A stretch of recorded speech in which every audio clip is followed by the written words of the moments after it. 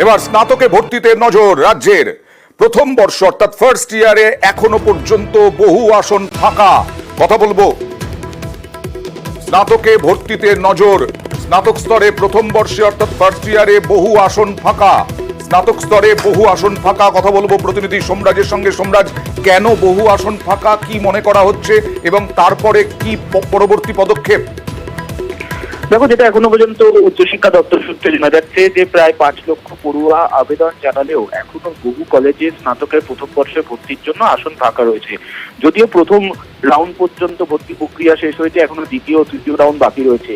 কিন্তু যাতে এ রাজ্যে বোর্ডের অধীনে থাকা উচ্চ মাধ্যমিক পাশ করা ছাত্রছাত্রীরা কলেজে ভর্তি হওয়ার সুযোগ পায় বা ভর্তি হয় বা আবেদন জানায়, তার জন্য রাজ্য জুড়ে স্কুলের প্রধান শিক্ষক প্রধান শিক্ষিকাদের যে নির্দেশ পাঠানো হয়েছে, এখানে বলা হয়েছে যে তাদের স্কুল থেকে পাশ করা উচ্চ মাধ্যমিক ছাত্রছাত্রীরা যাতে কলেজে ভর্তি হন বা ভর্তি হওয়ার উৎসাহ দেওয়া যায়, তা নিয়ে প্রধান শিক্ষক প্রধান শিক্ষিকাদের সেই পাশ করা ছাত্রছাত্রীদের ফোন করতে হবে, জানতে হবে যে তারা কেন ভর্তি হতে চাইছেন না বা ভর্তি হলেও কেন অন্য জায়গায় ভর্তি হচ্ছেন, এবং সেক্ষেত্রে প্রয়োজনে মেসেজ করতে হবে যে আবারও ভর্তির সুযোগ রয়েছে, দ্বিতীয় রাউন্ড তৃতীয় রাউন্ডের কাউন্সিলিং হবে, কোন সময় সেই কাউন্সিলিং হবে সেটিও তাদেরকে জানিয়ে দিতে হবে।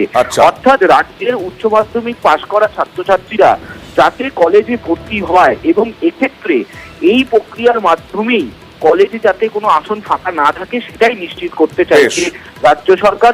সেই কারণেই প্রধান শিক্ষক প্রধান শিক্ষিকাদের এই টাস্ক দেওয়া হলো রাজ্য স্কুল শিক্ষা দপ্তরের তরফে। রাজ্য সরকার মনে করছে এর প্রক্রিয়া নিলে কলেজে আসন ফাঁকা যে থেকে যায় প্রত্যেক বছরই, সেটা অনেকটাই মোকাবিলা করা যাবে। ধন্যবাদ।